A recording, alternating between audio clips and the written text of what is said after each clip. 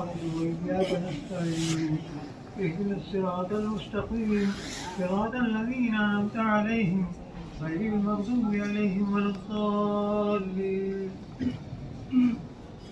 إنني أريد أن آذنكم بنشر الحديث ودراسة الحديث والعمل بالحديث